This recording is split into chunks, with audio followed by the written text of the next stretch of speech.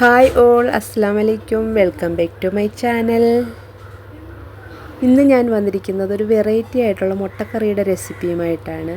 എന്നും തയ്യാറാക്കി കഴിക്കുന്ന മുട്ടക്കറിയുടെ ടേസ്റ്റിൽ നിന്നും ഒരു വ്യത്യസ്തമായിട്ടുള്ള ടേസ്റ്റുള്ള ഒരു മുട്ടക്കറിയുടെ റെസിപ്പിയാണ് ഞാനിന്ന് കാണിക്കുന്നത്. വീഡിയോയിലേക്ക് പോകുന്നതിന് മുമ്പ് എൻ്റെ ചാനൽ ആദ്യമായിട്ട് കാണുന്ന കൂട്ടുകാരുണ്ടെങ്കിൽ ഒന്ന് സബ്സ്ക്രൈബ് ചെയ്ത് സപ്പോർട്ട് ചെയ്യുക. കൂടാതെ വീഡിയോ ഇഷ്ടപ്പെട്ടെങ്കിൽ ലൈക്ക് ചെയ്യാനും മറക്കരുത്. അപ്പോൾ വീഡിയോയിലേക്ക് പോവാം. അതിനായിട്ട് ആദ്യം ഒരു പാൻ വെച്ച് ചൂടായതിന് ശേഷം ഒരു 2 ടീസ്പൂണോളം എണ്ണ ഒഴിച്ചു കൊടുക്കാം.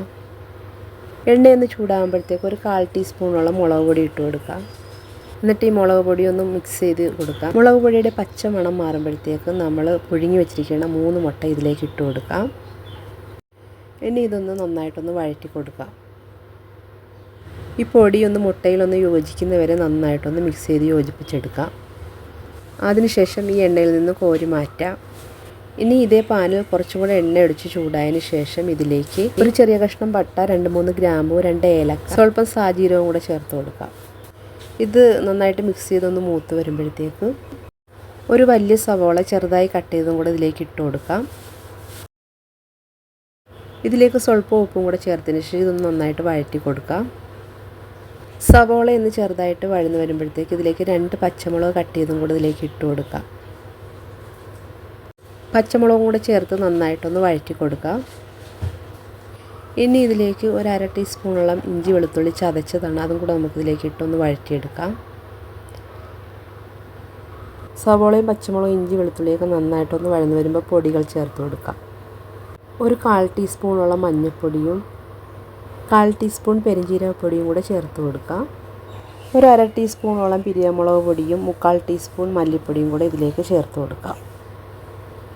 പൊടികൾ ചേർത്ത് നന്നായിട്ടൊന്ന് മിക്സ് ചെയ്ത് യോജിപ്പിക്കുക.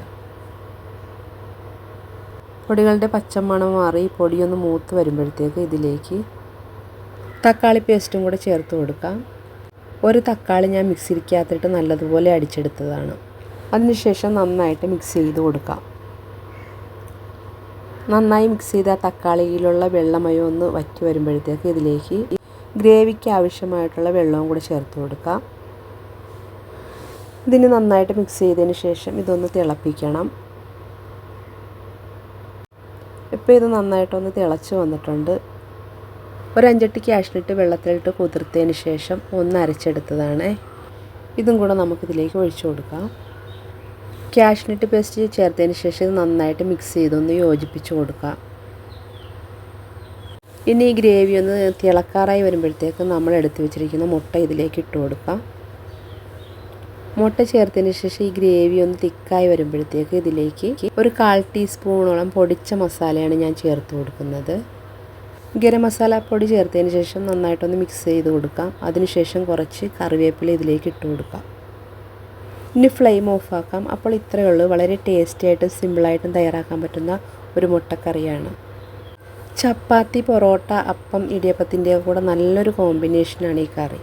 അപ്പോൾ ഇതുവരെ ഇതുപോലൊന്ന് ട്രൈ ചെയ്ത് നോക്കാത്തവരൊന്ന് ട്രൈ ചെയ്ത് നോക്കുക. പുതിയൊരു വീഡിയോ ആയിട്ട് വീണ്ടും കാണാം. Thank you for watching.